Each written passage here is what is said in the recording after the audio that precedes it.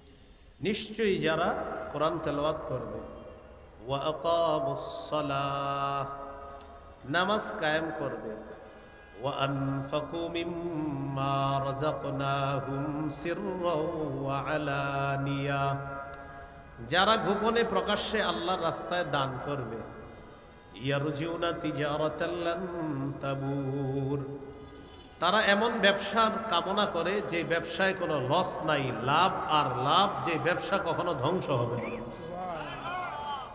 নিয়মিত কোরআন তেলাওয়াত, নিয়মিত ৫ ওয়াক্ত নামাজ, নিয়মিত আল্লাহর রাস্তায় দান করা, এর ১ নাম্বার উপকার, এই ব্যবসায় কোনো লস নাই। ২ নাম্বার উপকার, লিইউয়াফিয়াহুম উজুরাহুম, আল্লাহ যেন তাদেরকে পরিপূর্ণ প্রতিদান দান করেন।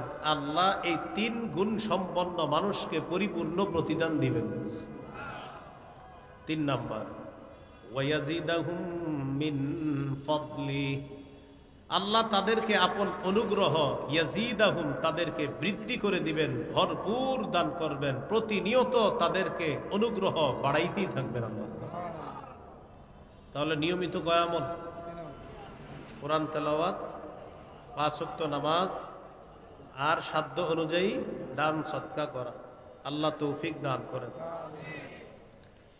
তাহলে আমাদের ৪ নাম্বার কাজ কোরআন তেলাওয়াত করা, তারাবিতে ১ খতম কোরআন পড়ার চেষ্টা করা, না পারলে অন্তত সূরা যেগুলা মুখস্থ আছে এগুলা দিয়ে তারাবির সালাত আদায় করা। তারাবির নামাজ ২০ রাকাত পড়বেন, সাহাবায়ে কেরামের ঐক্য মতে তারাবি ২০, এই ২০ রাকাতের উপর সাহাবায়ে কেরামের ইজমা, ঐক্যমত। ইসলামী শরীয়তের মূল দলিল হলো ৪টা, কোরআন সুন্নাহ, ৩ নাম্বার হলো কোরআন সুন্নাহ থেকে উৎসারিত ইজমা, ৪ নাম্বার কোরআন সুন্নাহ থেকে উৎসারিত কিয়াস। মূল দলিল ২টা, কোরআন সুন্নাহ, এই ২টা থেকে আরো ২টা বের হয়, ইজমা, কিয়াস। এই মূল হলো কয়টা? ৪টা। তারাবির নামাজ ২০ রাকাত, এটা সাহাবায়ে কেরামের ইজমা, ঐক্যমত। ২০ রাকাত তারাবি ধীরস্থির ভাবে আমরা পড়ার চেষ্টা করব, আল্লাহ তৌফিক দান করেন। তো ৩ নাম্বার তারাবি, ৪ নাম্বার তেলাওয়াত। তেলাওয়াত করবো তো আমরা ইনশাআল্লাহ, আল্লাহ তৌফিক দান করেন। তিরমিজির হাদিস, ২৯০৯ নম্বর হাদিস, قال رسول الله صلى الله عليه وسلم خيركم من تعلم القرآن وعلمه। রাসূলুল্লাহ সাল্লাল্লাহু আলাইহি সাল্লাম বলেন, তোমাদের মধ্যে সর্বোত্তম ওই ব্যক্তি যে কোরআন শিখে অন্যকে শিখায়। তিরমিজির ২৯১০ নম্বর হাদিস, قال رسول الله صلى الله عليه وسلم من قرأ حرفا من كتاب الله فله به حسنة والحسنة بعشر أمثالها। যে ব্যক্তি কোরআনের একটি অক্ষর উচ্চারণ করবে, তেলাওয়াত করবে, পড়বে, আল্লাহ তাআলা তার আমলনামায় 10টি নেকি লিপিবদ্ধ করে দিবেন। কয়টা নেকি? কয় নেকি? আবার সুবহানাল্লাহ পড়েন, আবার পড়েন।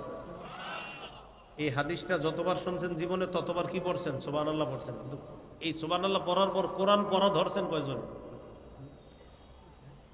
এই যে শুনলেন, এক অক্ষর বললে কয় নাকি, এরপরে সাথে সাথে কি পড়ছি আমরা, এটার সওয়াব আছে। এখন সুবহানাল্লাহ তো পড়লাম, কিন্তু এটা পড়ার পরে কোরআন পড়া শুরু করছেন কারা? না হলে 500 বার সুবহানাল্লাহ পড়ছেন এই হাদিসটা শুই না, 500 মাহফিল আপনার জীবনে, বা কারো 50টা, কারো 100টা মাহফিলে এইটা শুনছেন। এটা কমন, এই বিষয়ে বলা হয় প্রায় মাহফিলে, যে কোরআনের একটা অক্ষর বললে 10 নেকি। আমরা সবাই পুরা ফাটায় ফেলছি সুবহানাল্লাহ পড়ে, হ্যাঁ, কিন্তু কয়জন পড়া শুরু করলাম কোরআন? আল্লাহ আমাদের সকলকে সুবহানাল্লাহ বলার পাশাপাশি যেই কারণে সুবহানাল্লাহ পড়লাম ওইটা যেন নিয়মিত চর্চা করতে পারি, আল্লাহ তৌফিক দান করুন। মনে থাকবেন ইনশাআল্লাহ। এইগুলো 4 নাম্বার। 5 নাম্বার, সাহারির সময় উঠা তাহাজ্জুদ পড়বেন 8 রাকাত। কয় রাকাত তাহাজ্জুদ পড়বেন? তাহাজ্জুদ নবীজির 12 মাসের আমল। নবীজি 12 মাস 8 রাকাত তাহাজ্জুদ পড়তেন। তারাবি হলো রমজানের আলাদা আমল। তারাবি 20 রাকাতের উপর সাহাবায়ে কেরামের ঐক্যমত।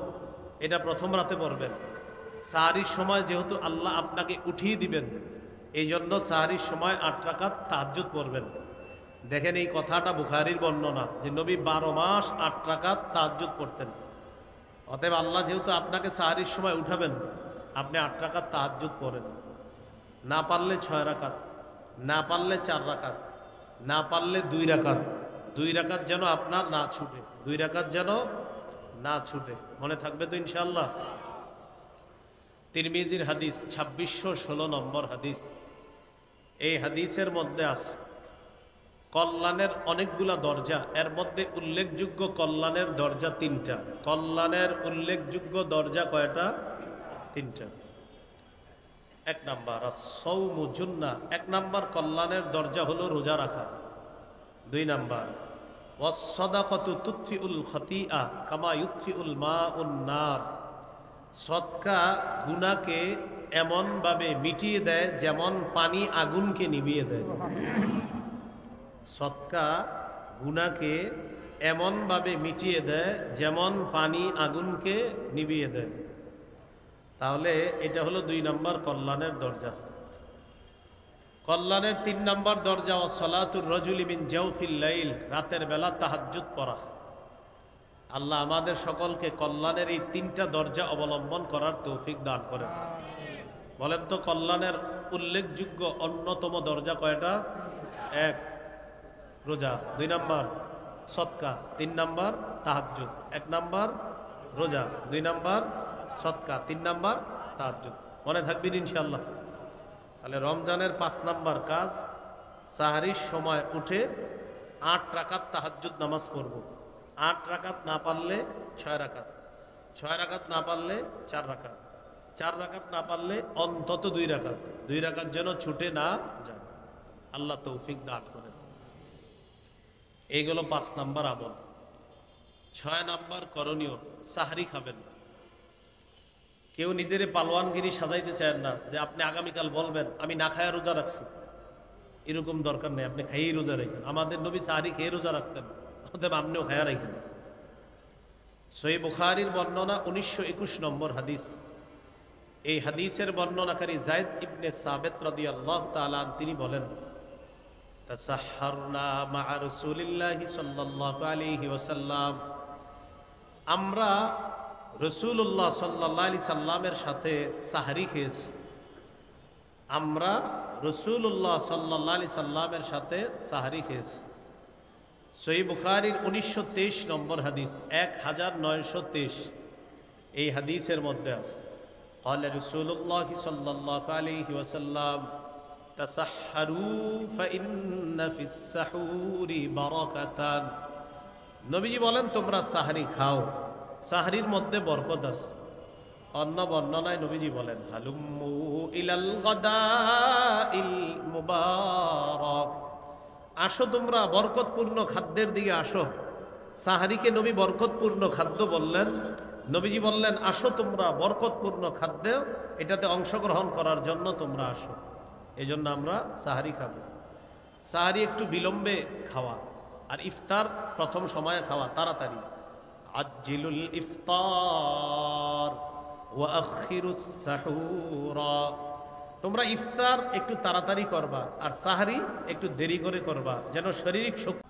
তাহলে সাহারির সময় মুমিন খেজুর খাওয়া এটা উত্তম খাদ্য।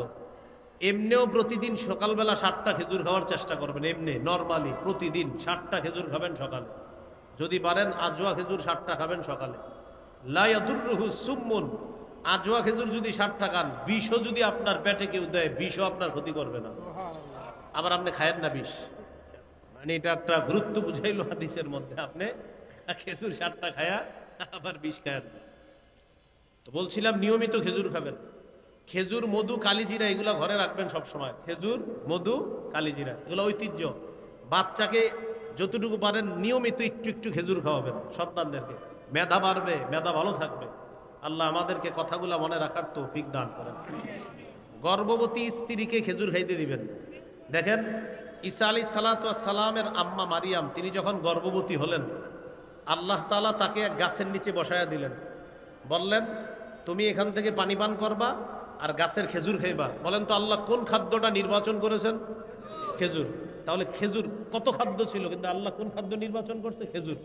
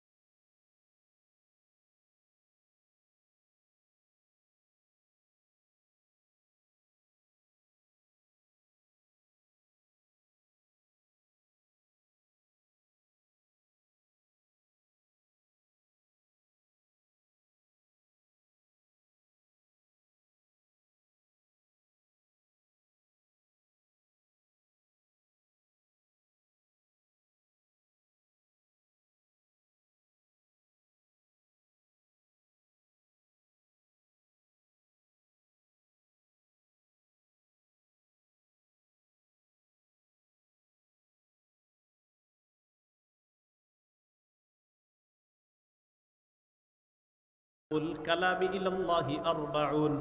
রাসূলুল্লাহ সাল্লাল্লাহু আলাইহি সাল্লাম বলেন, আল্লাহর কাছে সবচেয়ে পছন্দের বাক্য হলো চারটি। সবচেয়ে পছন্দের বাক্য কয়টি?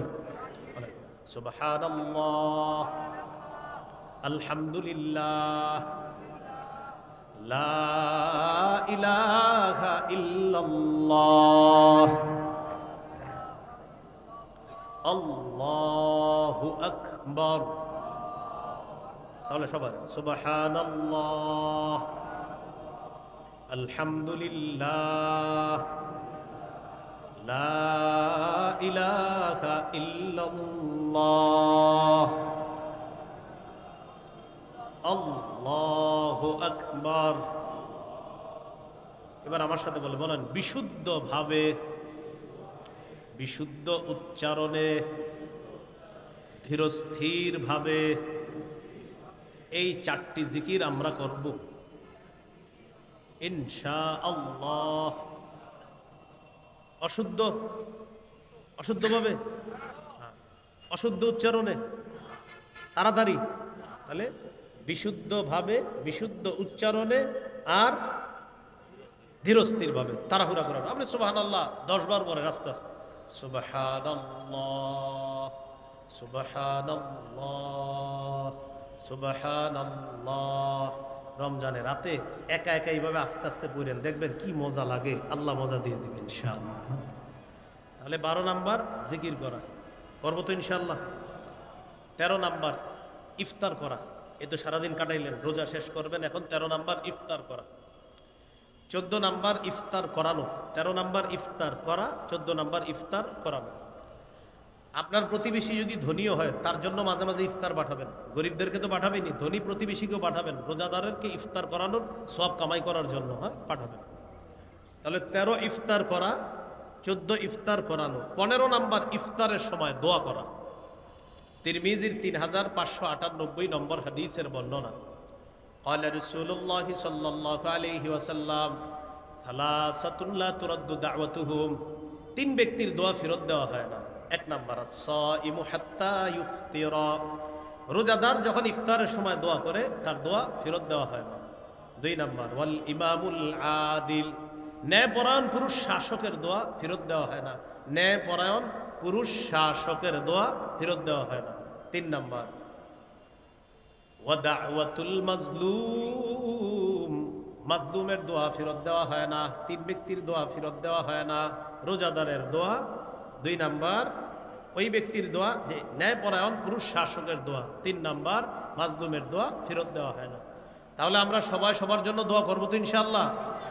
দোয়ার নিয়ম হলো প্রথমে নিজের জন্য করবেন, এরপরে যারা আপনজন তাদের জন্য, এরপরে যারা আপন তাদের জন্য, এরপরে যারা তাদের জন্য, এরপর অন্যদের জন্য।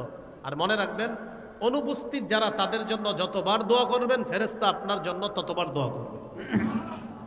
আল্লাহ আমাদেরকে কথাগুলা মনে রাখার তৌফিক দান করেন। 16 নাম্বার ইতিকাফ করা। 17 নাম্বার লাইলাতুল কদর তালাশ করা। লাইলাতুল কদর বললাম 17 নাম্বারে, আর 16 বললাম ইতিকাফ করা শেষ দশকে। যারা লাইলাতুল কদর পেতে চান সহজে, তাদের সহজ উপায় হলো ইতিকাফ করা। সহজ উপায় কি করা? ইতিকাফ করা। সহিহ বুখারীর বর্ণনা 2033 নম্বর হাদিস। এই হাদিসের মধ্যে আসছে রাসূলুল্লাহ সাল্লাল্লাহু আলাইহি সাল্লামের স্ত্রী আয়েশা সিদ্দিকা রাদিয়াল্লাহু তাআলা আনহা বলেন, কানা রাসূলুল্লাহ সাল্লাল্লাহু আলাইহি ওয়াসাল্লাম ইয়াতাকিফু ফিল আশরিল আওয়াখির মিন রমাদান। রাসূলুল্লাহ সাল্লাল্লাহু আলাইহি সাল্লাম রমজানের শেষ দশকে ইতিকাফ করতেন। আর ইতিকাফ করলে 17 নাম্বার লাইলাতুল কদরটা সহজে পেয়ে যাবেন। সূরা কদরের 3 নম্বর আয়াতে আল্লাহ বলেন, লাইলাতুল কদরি খায়রুম মিন আলফি শাহ। কদরের রাত্রি 1000 মাসের চাইতে উত্তম। 21, 23, 25, 27, 29 বেজুর রাত্রিগুলোতে লাইলাতুল কদর তালাশ করা। বুখারী একটা বর্ণনা, ইবনে আব্বাস রাদিয়াল্লাহু তাআলা আনহুমার বর্ণনা, তিনি 24তম রাতের কথাও বলছেন। কত? 24, 21, 23। ইবনে আব্বাসের একটা বর্ণনা আছে, উনি বুখারীর বর্ণনা, উনি বলছে কত? 24ও বলছে। তাহলে 21, 23, 24, 25, 27, 29 এই রাত্রিগুলোতে আমরা লাইলাতুল কদর তালাশ করব। বলেন ইনশাআল্লাহ। 18 নাম্বার সদকাতুল ফিতির আদায় করা। কি আদায় করা? সদকাতুল ফিতির আদায় করে দেওয়া। ওলামায়ে কেরামের সাথে পরামর্শ করে সদকাতুল ফিতিরটা আমরা আদায় করে দেওয়ার চেষ্টা করব, বলেন ইনশাআল্লাহ। এই 18টা মৌলিক করণীয় বললাম, এগুলা মনে রেখে ইনশাআল্লাহ আমরা আমল করব। এটা হলো আজকের আলোচনার প্রথম পাঠ। দ্বিতীয় পাঠটা সংক্ষেপে বলি, বর্জনীয়। রমজান মাসে বর্জনীয় 1 নাম্বার বর্জনীয়, ঝগড়া বিবাদ বর্জন করা। কি বর্জন করা? ঝগড়া বিবাদ বর্জন করা। ঝগড়া করা যাবে না।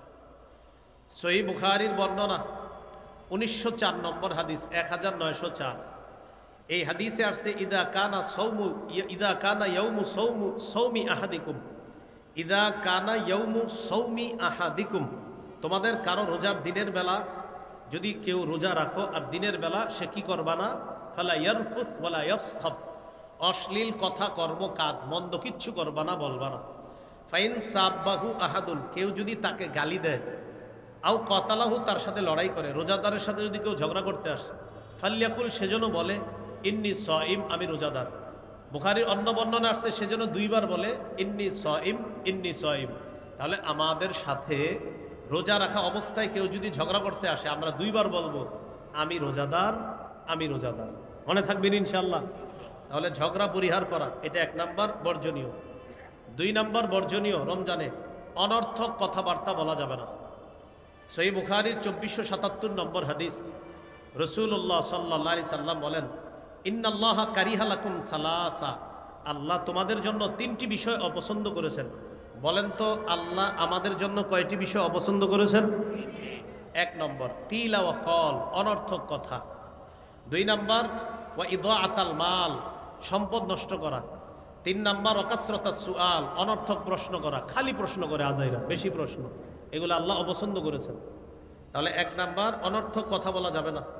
2 নাম্বার সম্পদ অপচয় করা যাবে না।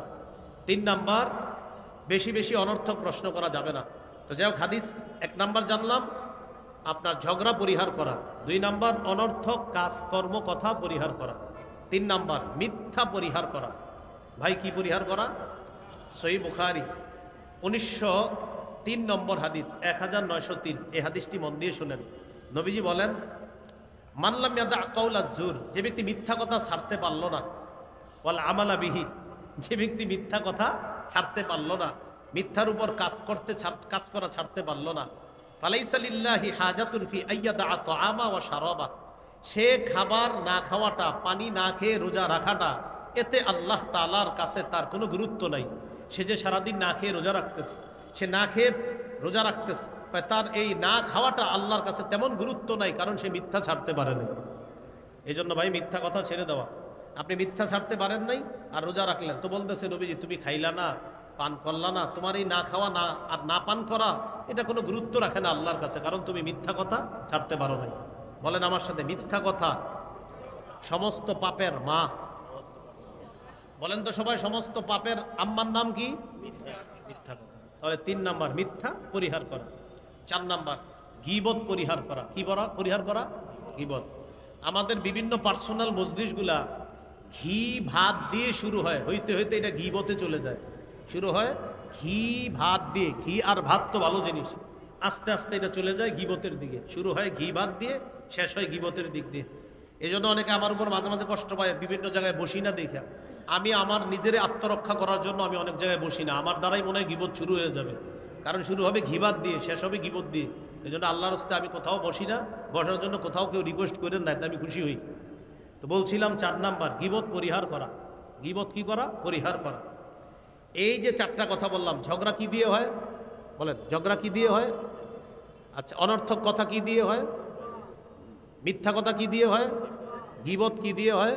মাশাআল্লাহ। তিরমিজি 2616 নম্বর হাদিস, নবী বলেন, হালিয়াকুব্বুন নাস ফিন্নারি আলা হুজুহিহিম আও আলা মানাখিরিহিম ইল্লা হাসাইদু আলসিনাতিহিম, বেশিরভাগ মানুষ জাহান্নামে যাবে শুধু জিহ্বার অপরাধের কারণে, মাথাটা নিচে আর পাগুলা উপরের দিকে দিয়ে ধাক্কাইতে ধাক্কাইতে জাহান্নামে ফেলা হবে শুধু জিহ্বার অপরাধের কারণে।